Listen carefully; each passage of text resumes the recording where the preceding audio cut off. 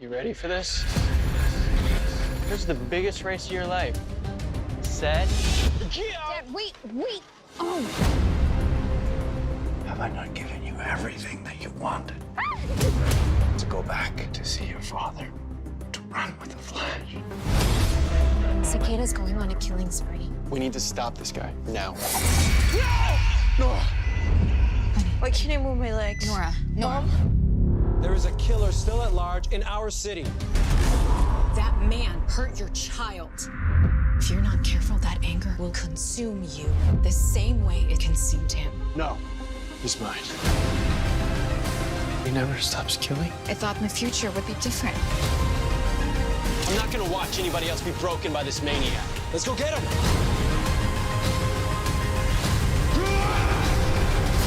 The Flash returns with an all-new episode this Tuesday at 8/7 Central on the CW.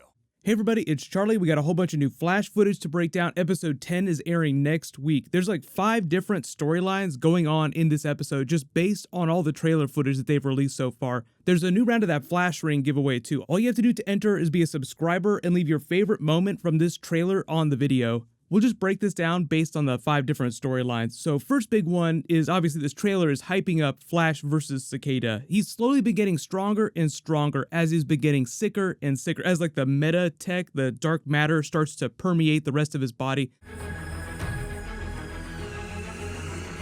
It's making me stronger.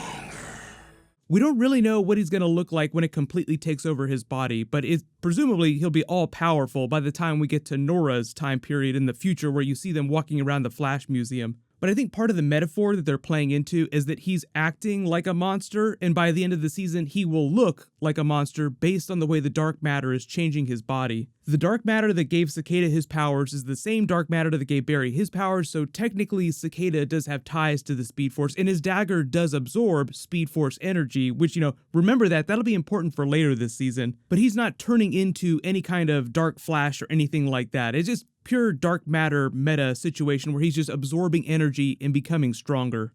Love the way they wade into the really WTF stuff in present day too, where Barry opens the trailer by saying, "Get ready for the race of your life." And you see Nora training inside the Flash lab. Then the reversal of the funny moment with them on the ice, just trying to have a nice father-daughter moment, just because Nora has probably never ice skated in her life before. You see Nora get her ass handed to her a couple times during the trailer in different instances, so the way they cut it is a little misleading. Like, you see Barry cradling her on the ground here in broad daylight, but then later at night in a different shot, you see her soak this giant explosion that has, I think, more to do with the car stuff, the Fast and the Furious stuff that we saw in the last big trailer. So when Nora says, "I can't feel my legs," if you don't remember, that's actually a mirror for when Barry lost the use of his legs. I think it was in season 2 after episode 6.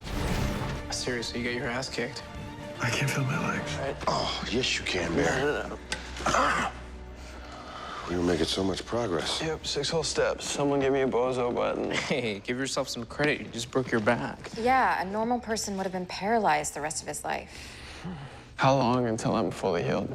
The initial MRI I took a week ago showed a complete dislocation of the T12 to L1 interspace of the thoracolumbar junction. But this is the MRI I took this morning. It's remarkable, but you're almost completely healed.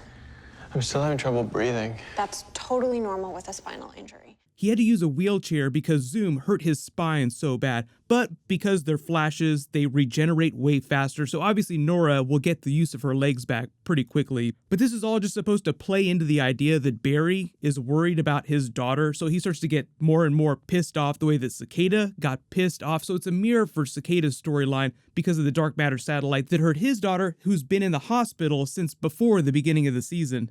There's a couple SummerSlam WWE level fights between Barry and Cicada in this pool hall. Like, you see him grab the chair, just try to rack it right across Cicada. Cicada picks him up and flings him across the pool table. That's just a reminder that Cicada is now physically more powerful. Like, remember, every time we've seen him in the post-credits of all the last couple of episodes, he's always like squeezing metal bars and just reminding you how crazy strong he is. Second big storyline is obviously all the Reverse Flash and Nora stuff in the distant future. There's only a little bit of that in this trailer, but there's like 2 separate Reverse Flash things going on because you have Flash Museum in the near-term future, then you have all the Eobard Thawne Reverse Flash, Iron Heights stuff with Nora in the distant future.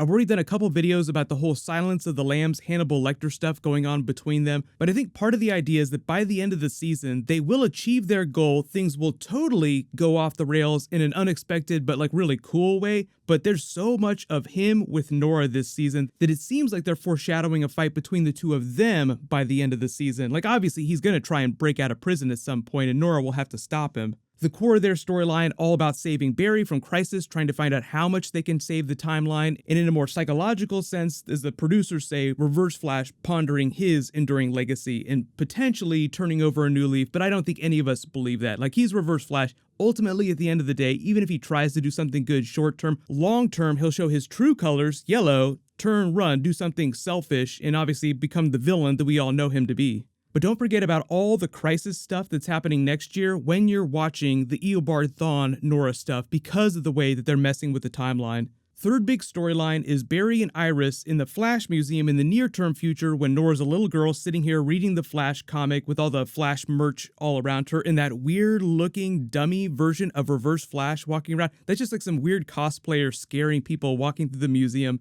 Can you imagine the briefing that they would give whatever college kid they would pay to climb into that costume to walk around the museum? Please don't tell people that Reverse Flash killed Barry's mother. It'll bum them out and they won't buy as much merch. We want them to buy more merch.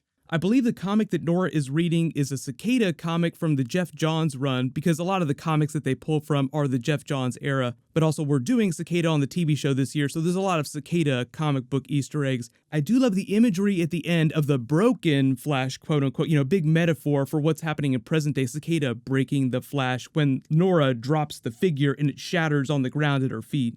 The only reason I would think that they would go to the Flash Museum, like you see Iris in the Hall of Villains here, is probably them just trying to get more information about Cicada from the future, and then they just accidentally bump into Nora, and they try to avoid being spotted by anybody. Like, hey, wait a minute, you look kind of like Barry Allen. You look kind of like a younger version of Iris West. Fourth big storyline is all the Fast and Furious car stuff with the new meta Silver Ghost, played by this girl here. She is playing a comic book character, but she has no relation to the actual comic book character. They're just borrowing the name, so her powers and her backstory are a little bit different. Then we also have Weather Bitch, who's also back, like I talked about in the last trailer. So she's sort of like the new stand-in for Weather Wizard, although I'm sure that he'll always come back and guest star at least once per season. But 5, there's also supposed to be a separate Caitlin Cisco storyline. She's also got like her ongoing Killer Frost stuff going on separately, but I think it's them just continuing a bunch of story arcs and sort of setting up what the energy is going to be for the next block of episodes. Not necessarily the entire rest of the season,